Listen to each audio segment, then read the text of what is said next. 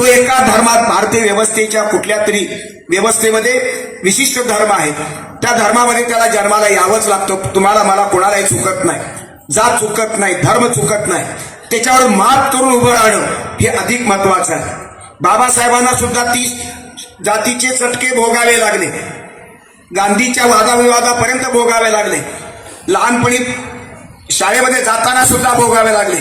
पण त्या जातीच्या जाणीवरती मात करून त्यांनी संबंध संवादी भूमिकेतून हे संबंध भारत घडवला, संविधान निर्माण केलं. आमच्या विलासरावांनी एक मला संदर्भ दिला होता. 1935 कुठलं तरी एक भाषण, त्याच्या टाइम्स ऑफ इंडियामध्ये त्यांचा लेख आलेला आहे. त्यामध्ये लिहिलेलं आहे बाबासाहेबांच्या संदर्भ, बाबासाहेबांनीच रानडे, आगरकर अशा प्रकारचे जे ध्येयवादी लोक होते ते आता संपलेले आहेत. त्यांचा ध्येयवाद आणि ते संपले, आणि म्हणून मरगळ आलेली होती त्यावेळेच्या समाजाला. त्या ध्येयवादाचं संबंध मूल्य लक्षात घेताना दीपके सुद्धा, आपला अभिजित सुद्धा तोच ध्येयवाद सांभाळू शकतो, इच्छितो आहे. त्या ध्येयवादाला शरण गेलेला आहे. हा ध्येयवाद साधा ध्येयवाद नाही. मध्ये कोण बोलतं जर तुम्ही बंद करा. हा ध्येयवाद साधा नाही, हा राष्ट्रभक्तीचा ध्येयवाद आहे. या राष्ट्रभक्तीमध्ये व्यापकता आहे, विशालता आहे. बुद्धाची जी करुणा आहे, सत्यमेव जयतेचं जे सूत्र आहे, अनेकांतवाद जो महावीराचा विचार आहे, ती संबंध भूमिका या संविधानाच्या गाभ्यामध्ये कोरली गेलेली आहे. संविधान हे कोण्या एका धर्माचं नाही, एका धर्माचा टिळा लावत नाही. संविधान हे सेक्युलर आहे, पण सर्व धर्माची जनतेला सुखी करावं म्हणून बाबासाहेबांनी सर्वांना श्रद्धेचं स्वातंत्र्य दिलं. ईश्वर मानण्याचंही स्वातंत्र्य, ईश्वर न मानण्याचं सुद्धा स्वातंत्र्य. पण मुठभर लोकांच्या सत्रामध्ये जानव्यातली जी शक्ती जागी झालेली आहे, मनुवाद, ब्राह्मणवाद अशा प्रकारच्या विचारसरणीला शरण जाणारी जी मंडळी आहे, त्या मंडळींनी मनुस्मृतीचं पुन्हा युग यावं, आपल्या डोक्यामधली मनुस्मृती जागृत करून सत्तेचा आधार घेऊन सत्याचे मुस्कटदारी, सत्याचा मुर्दा पाडण्याचा त्यांनी प्रयत्न चालवलेला आहे. आत्ताचं राजकारण जे लोकशाहीची तिरडी हीच निर्माण करण्याचा प्रयत्न आहे. याला काही पत्रकार विकले गेले, काही विद्वान विकले गेले, राजकारणी बरेच विकले गेले. कोणाची 50 कोटीची किंमत आहे, कोणाची 10 कोटीची किंमत आहे. आता ही माणसं भयानक क्रूर चेहऱ्यानं नांदत आहेत, सिंहासन गाजवत आहेत. म्हणून तर 36 दिवसाचं आंदोलन आमच्या अभिजितला करावं लागलं. पण आंदोलन केल्यानंतर वांगचूकच्या संबंध बळानं एक नवी कलाटणी मिळाली. सुरुवातीला हे आंदोलन वाढलं नाही, पण वांगचूकच्या संबंध उपोषणानं एक वेगळी धार चढली. तोही प्रामाणिक, आणि आमचा दीपके हाही प्रामाणिक. प्रामाणिकपणाचं मोल पहिल्यांदा भारत पाहत होता. 140 कोटी जनताच्या अंतःकरणामध्ये आपल्या अभिजितचं मूल्य, अभिजितच्या कर्तृत्वाचं, त्याच्या ध्येयवादाचं मूल्य अंतःकरणात पूजनीय झालेलं आहे. आता अभिजित वंदनीय झालाय. तो किती वर्षाचा आहे, तो तरुण आहे का काय आहे, याच्याशी काही देणं घेणं नाही. सर्व जाती धर्माची तरुणाई त्याच्या भोवती आज फिरते आहे, त्याच्या भोवती त्याचा शब्द पाळते आहे. एक झुरळ किती क्रांतिकारक असू शकतं, त्याची संबंध करिश्मा त्यांनी दाखवून दिलेला आहे. अनेक लाठी हल्ला झाला, रक्त निघालं, लाठ्यांना काटे लावून, खिळे ठोकून मारण्याची ही परंपरा, अघोरी परंपरा, ही दडपशाहीची परंपरा या देशात, बुद्धाच्या देशामध्ये, महावीराच्या देशामध्ये का आणि कशी कुणाच्या काळात निर्माण झाली? अमित शहा त्याला जबाबदार आहेत, गृहमंत्री. पंतप्रधान मोदी त्याला जबाबदार आहेत. त्यांना दिसत नव्हतं का? मुलं उपोषण करतायत, वांगचूक उपोषण करतायत. 20-22 दिवसानंतर त्यांच्या डोक्यात प्रकाश पडतो, सत्याचं दर्शन घडतं, की सत्तेचं दर्शन त्यांना काम करतं. सत्ता ही जाईल आपल्या हातातून. इथे नेपाळची क्रांती जन्माला येईल, इथे बांगलादेशमधली क्रांती जन्माला येईल, इथे लंकेमधली तरुणाईसारखी क्रांती जन्माला येईल. या भीतीपोटी सिंहासन वाचवण्यासाठी अमित शहा आणि मोदी यांनी विचार करून मग ते उपोषण सोडवलं. आणि मग 3 मागण्या मान्य करताना एक साधा प्रधान नावाचा माणूस, एक मंत्री, किरकोळ माणूस आहे, किरकोळ मंत्री आहे, त्याला खरं म्हणजे राजीनामा देऊ दिलेला नाही. मुलं मेली तर मरू द्या, मुलं तडफडी तर तडफडू द्या. 20-20 मुलांनी आत्महत्या केली. हे पाप कुणाचं आहे? सरकारचं पाप आहे. या सरकारी पापाला जबाबदार कोणतरी मुख्य सूत्रधार अमित शहा आणि पंतप्रधान मोदी आहेत. अशा प्रकारचं वास्तवता असताना इथला विद्वान तोंड बंद होता, इथला लेखक लेखणी बंद करून बसला होता, इथला सामान्य माणूस आपल्या पोटाच्या भाकरीच्या मध्ये मग्न झाला होता, राजकारणी माणसं मूग घेऊन बसली होती. ज्याला काही संजय राऊतांसारखा माणूस बडबडला त्याला तुरुंगात टाकलं गेलं. हा संजय राऊत इथला राऊत अनंत राऊत सुद्धा तो संजय राऊत आणि हा अनंत राऊत हा एवढाच फरक आहे, दोन नावामधला फरक आहे. मला अनंत राऊतचं सुद्धा फार कौतुक वाटलं. संपूर्ण कार्यक्रम मी आजपर्यंत त्याचा पाहिलेला नाही. माझ्या हातून मला वाटतं एकदा का दोनदा काहीतरी त्याचा पुरस्कार देऊन त्याचा सन्मान झाला. गदी माडगुळकरांच्या एका मेळाव्यामध्ये झाला आणि दुसऱ्या ठिकाणी झाला. पण तो एखादी कविता तो म्हणून दाखवत होता. पण आज आंबेडकरी समाजातून आंबेडकरी विचाराच्या प्रेरणेनं अशा प्रकारचा एक नवीन कलावंत निर्माण झालेला आहे. तो गायकही उत्तम आहे, तो कलावंतही कवी म्हणून उत्तम आहे आणि तो प्रबोधनकार म्हणून आहे. त्याच्या संबंध मांडणीमधला मी विचार मांडला. विवेकानंदाचा संदर्भ आहे. विवेकानंद हा गरिबासाठी लढणारा, गरिबासाठी भांडणारा माणूस आहे. तो देव मानत होता. नरेंद्र दाभोळकरांचा संदर्भ आहे. दाभोळकर हे ब्राह्मण होते. अनेक ब्राह्मण बाबासाहेबांच्या चळवळीत होते. सहस्रबुद्धे नावाचे ब्राह्मण मनुस्मृती जाळत असताना पानं दिलेले. ब्राह्मणानं लिहिलेल्या मनुस्मृतीची पानं स्वतःच्या हातानं बाबासाहेबांच्या त्या जाळण्याच्या प्रयोगामध्ये देणारा माणूस म्हणजे सहस्रबुद्धे.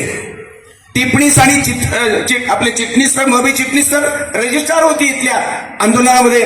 नामांतराच्या आंदोलनाची मूळ जी समिती आहे त्याच्यामध्ये ते चिटणीस होते. बाबासाहेबांचे एकनिष्ठ सहकारी होते. टिप्पणीस नावाचे महाराष्ट्र सत्याग्रहाचे ते तिथले नगराध्यक्ष होते. अशा अनेक काही ब्राह्मण मात्र सगळे ब्राह्मण परिवर्तनवादी होऊ शकत नाही. काही भट ब्राह्मण हे जानव्याच्या मध्येच गुंतलेले आहेत. माझ्या जातीचा मला अभिमान बिलकुल नाही. मी दुर्दैवानं म्हणा योगायोगानं म्हणा ब्राह्मण जातीत जन्माला आलो, पण मी ब्राह्मण जात मानत नाही. जातीचं व्यवस्थेचं पाप निर्माण केलेल्या ब्राह्मणांना आपल्याला मला निश्चितपणे आयुष्यभर मी शिव्या घालत आलोय. कारण त्यांनी मोठं पाप केलं. हे सांस्कृतिक पाप आहे, हे धार्मिक पाप आहे. कारण सत्याच्या नावानं असत्य पेरलं गेलं, धर्माच्या नावानं अधर्म पेरला गेला. हाडामासाची माणसं आपल्या डोळ्याला दिसतात, काळजाला कळतात. अशा माणसानं जनावर समजून वेशीच्या बाहेर सतत 2000 वर्षापर्यंत आई बाप आजोबा पंजोबा खापर पंजोबा अशा पिढ्यानपिढ्या त्यांनी बाहेर ठेवलं. त्यांना ज्ञानाची दारं बंद, त्यांना गावाची दारं बंद, त्यांना भाकरी बंद, अशा प्रकारची सगळी बंदी त्यांच्यावर. त्याची सावलीचा विकास सुद्धा या ब्राह्मण समाजानं वाईट मानला. आणि जे ब्राह्मणांनी पेरलं ते बहुजनांनी स्वीकारलं. क्षत्रिय आणि वैश्य तितकेच पापाचे वाटेकरी आहेत. मला आनंद या गोष्टीचा वाटतो की या तुमच्या संघर्ष परिषदेमध्ये ओबीसी आहेत, मुस्लिम आहेत, भटके विमुक्तांचे आहेत. इथे आता सत्कार झाला त्यांचा. असे अनेक मंडळी आहेत. आणि म्हणून एका जातीचं संघटन हे या देशात यशस्वी होऊ शकत नाही. बाबासाहेबांनी सुद्धा सुरुवातीला स्वतंत्र मजूर पक्ष काढलेला आहे. तो जाती पलीकडे पाहणारा पक्ष काढला. आरपीआयची स्थापना करत असताना मरण्यापूर्वी 2 दिवस अगोदर SM जोशींना बाबासाहेबांनी पत्र लिहिलेलं आहे. SM जोशींनी आरपीआय मध्ये यावं अशी बाबासाहेबांची इच्छा होती आणि लपून राहिलेलं नाही. मला आनंद या गोष्टीचा अजून एक वाटतो. ज्या माई आंबेडकर रमाईबद्दल मला प्रचंड आदर आहे. पुण्यातली रमाईचा 9 फुटी पुतळा जो आहे त्या रमाई महोत्सव माझ्याशिवाय होत नाही. याचे मला अभिमानाने आम्ही दोघे हजर राहतो. विठ्ठल गायकवाड नावाचा एकनिष्ठ आंबेडकरवादी कार्यकर्ता तो फक्त मलाच बोलवतो आणि मला त्याचा अभिमान आहे. रमाईच्या पायाशी एकरूप होताना मला समाधान वाटतं. माझ्या पूर्वजांनी केलेलं पाप ते फेडून टाकण्यासाठी, हे पुण्याची पेरणी करण्यासाठी मी त्या ठिकाणी हजर राहतो. मित्रहो, या संबंध रमाईचं पुण्य मला मान्यच आहे. पण रमाई गेल्यानंतर बाबासाहेब कुणाच्या गळ्याला पडून रडले असतील. आपली स्वतःची 5 मुलापैकी 4 मुलं गेल्यानंतर, मातीच्या आड गेल्यानंतर रमाई आणि बाबासाहेब एकमेकाच्या गळ्याला पडून रडणं स्वाभाविक आहे. त्यांचे अश्रू दोघांनाच कळाले असतील, त्यांचा आक्रोश त्यांना दोघांना कळाले. पण रमाईच्या मृत्यूनंतर बाबासाहेबांची अवस्था काय असेल? बाबासाहेब महात्मा गांधीच्या वेळाला पण रडणार का? बाबासाहेब पंडित मदन मोहन मालवीय यांच्या काळाला पण रडणार का?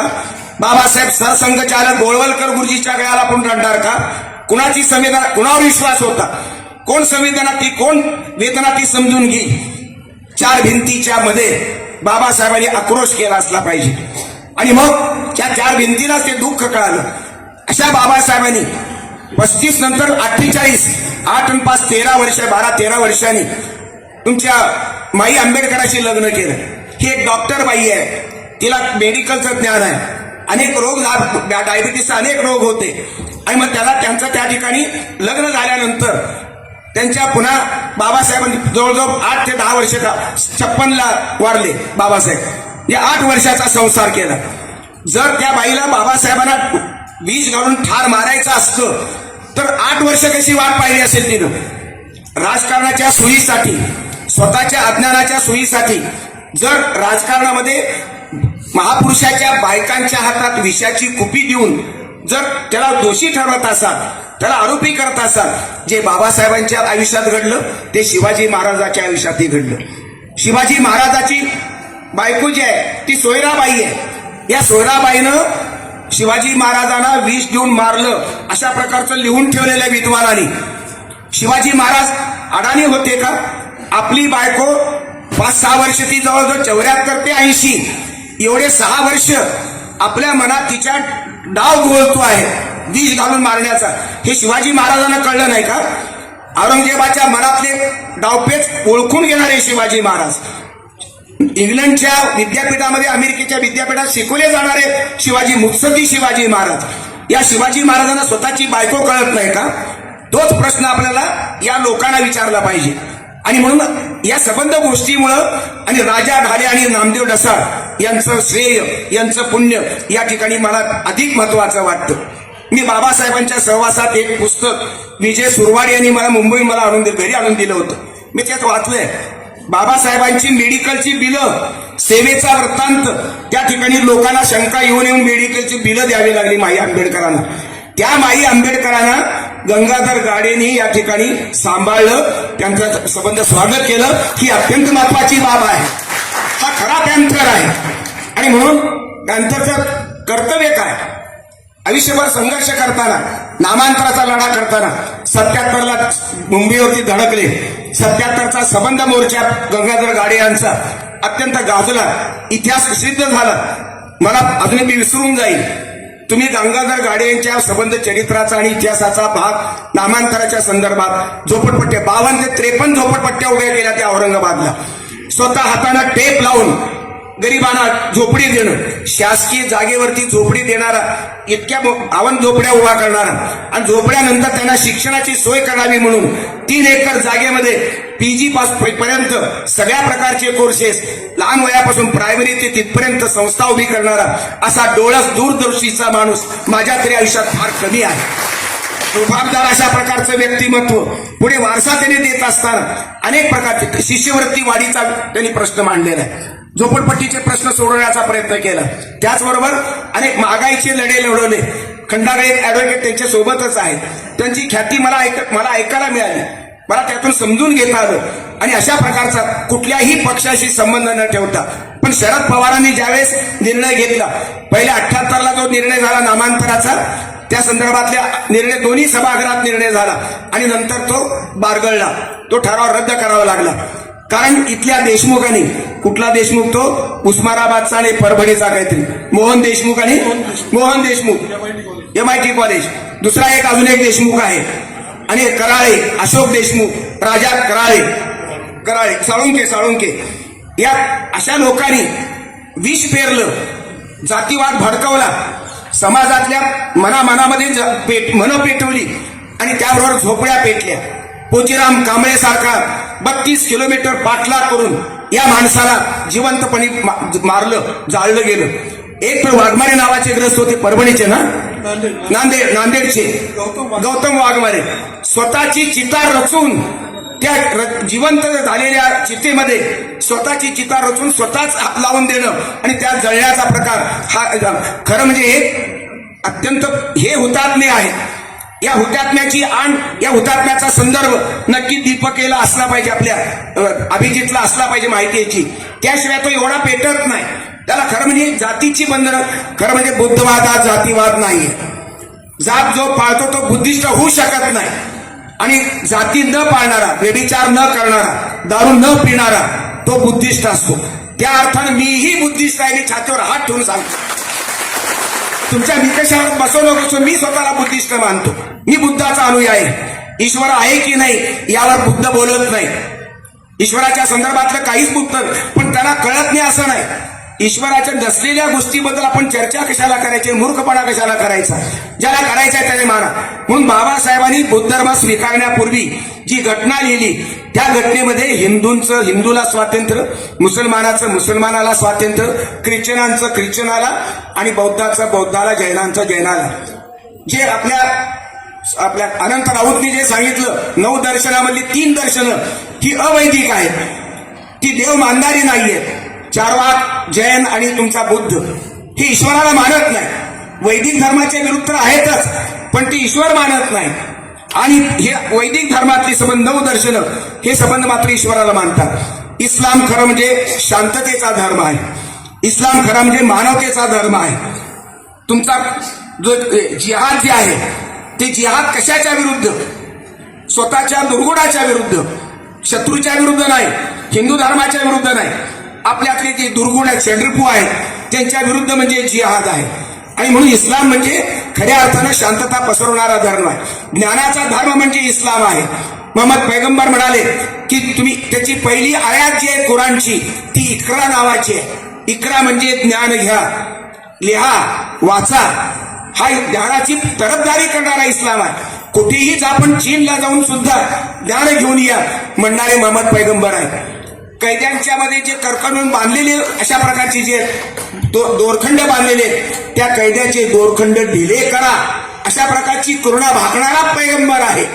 या पैगंबराची तुलना आपल्याला बुद्धाशी करता येऊ शकेल. कारण रमजान महिन्याची जी 10 महिना जो असतो तो करुणेचा महिना आहे. आणि बुद्ध तर करुणेचा पुरस्कर्ता आहे, कायमची अहिंसा मानणारा माणूस आहे. आणि म्हणून बहुसंस्कृतिक देशामध्ये, भारतामध्ये राहायचं असेल तर आता राहायचं कसं? संघर्ष केला, नामांतर झालं, नामविस्तार झाला. ठीक आहे की मराठवाडा, आम्हाला मराठवाडा शब्दाला विरोध नाही, पण बाबासाहेब आंबेडकरांचं नाव त्याला देणं हे फार महत्वाचं आहे. त्यासाठी प्रचंड अशा प्रकारची जाळपोळ झाली. प्रचंड गंगाधर गाडे आणि संबंध त्यांचे मराठवाड्यातला पहिला माणूस आहे, मोठा नेता. आठवले सुद्धा मला वाटतं त्या गंगाधर गाडेंना गुरु मानत होते.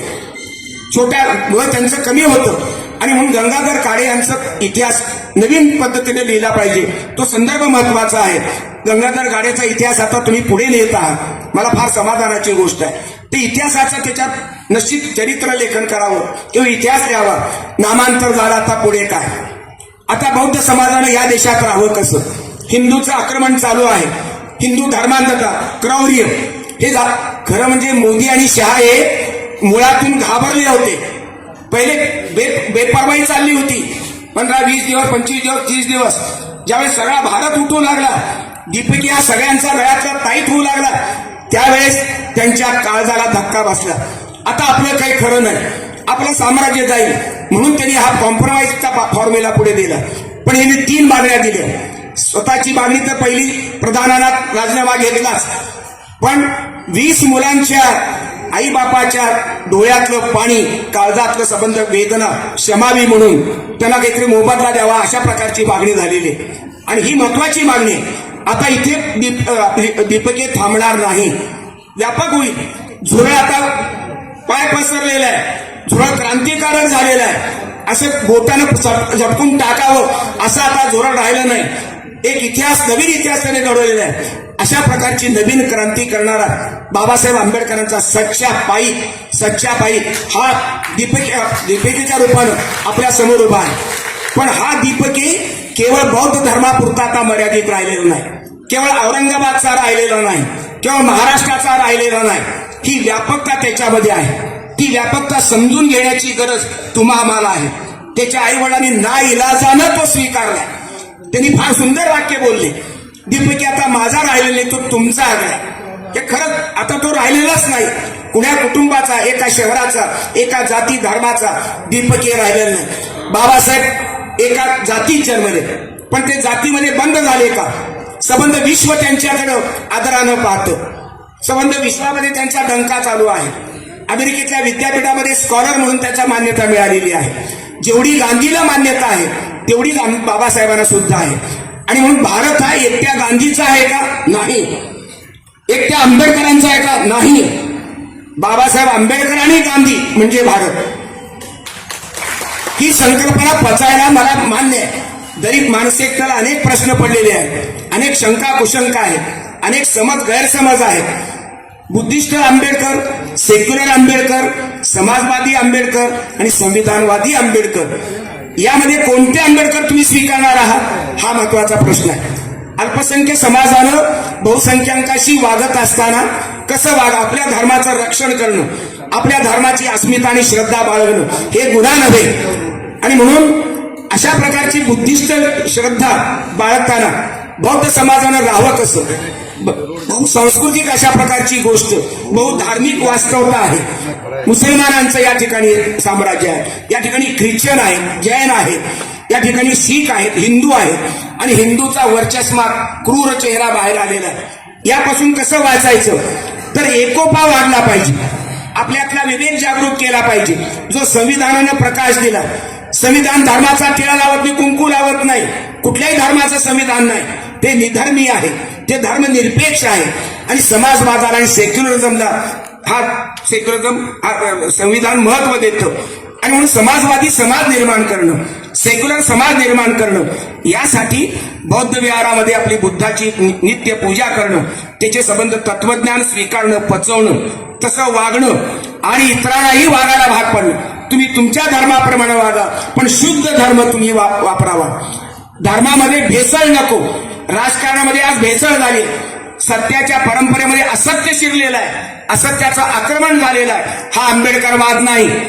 आणि म्हणून संविधानाचं पावित्र्य टिकवणं, समाजवादाचं पावित्र्य टिकवणं हे आंबेडकरवाद आहे. आंबेडकरवाद एका बौद्ध चौकटीमध्ये मावत नाही. आंबेडकर पुढेही आमच्या संघ परिषदेला साथ देऊ अशी मी त्यांना विनंती करतो आणि कार्यक्रम संपला अशी मी जाहीर करतो.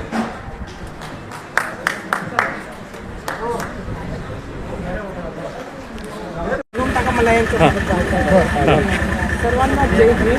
समोर इकडे कार्यक्रम होता. या कार्यक्रमाला माझे सभी साहेब आणि आपले राऊत साहेब, माझे सिद्धार्थ साहेब, तर सर्वजण सर्वांना परत एकदा मानाचा जय भीम करते. आणि कुठेतरी हा विद्येचे आईवडील त्यांना मी एकच शब्दात सांगितलं की तुम्ही या, तुमच्या मुलानं खूप मोठी कमाई केलेली आहे, जगात नाव पोहोचवलेलं आहे आणि तो असाच पुढे जावा म्हणून आम्ही त्याचं कौतुक करतो. आणि त्या कौतुकासाठी तुम्ही या, तुमचा आम्ही सत्कार करा.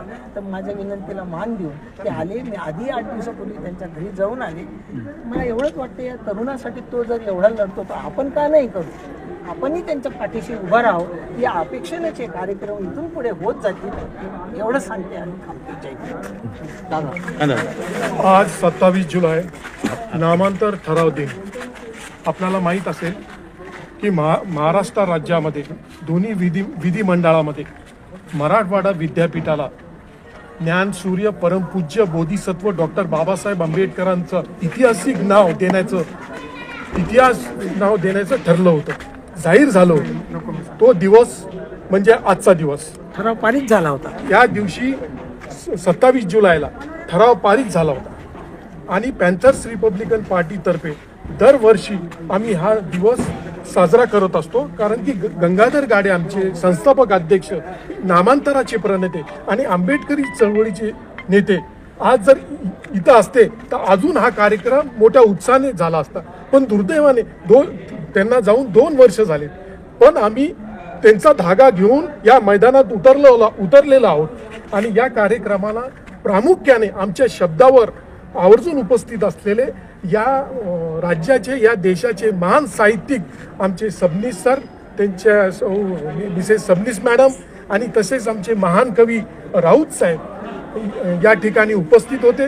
आणि परत एकदा आम्ही पॅन्थर्स रिपब्लिकन पार्टीतर्फे ज्यांना आम्ही वाट पाहत होतो, कालपासून आम्ही त्यांची वाट पाहत होतो, असे आमचे दिपके कुटुंब, ज्यांचे अभिजित दिपके यांचे वडील आणि आई, गाडे साहेबांचा शब्द त्यांनी ऐकला आणि या कार्यक्रमाला या ठिकाणी त्यांनी उपस्थिती दर्शवलेली आहे. आणि म्हणून हा दिवस आपल्याला विसरून चालणार नाही. हा आंबेडकरी चळवळीसाठी उजळणीचा हा दिवस आहे. म्हणून हा दिवस लक्षात आणण्यासाठी आपल्याला हा दिवस नवीन पिढीला जर लक्षात राहिला तरच आपण पुढे हा दिवस साजरा करू शकतो. धन्यवाद. पैंथर्स रिपब्लिकन पार्टीचा सिद्धांत दादा तुम आगे बढ़ो, हम तुम्हारे साथ हैं। आई साहेब तुम आगे बढ़ो, हम तुम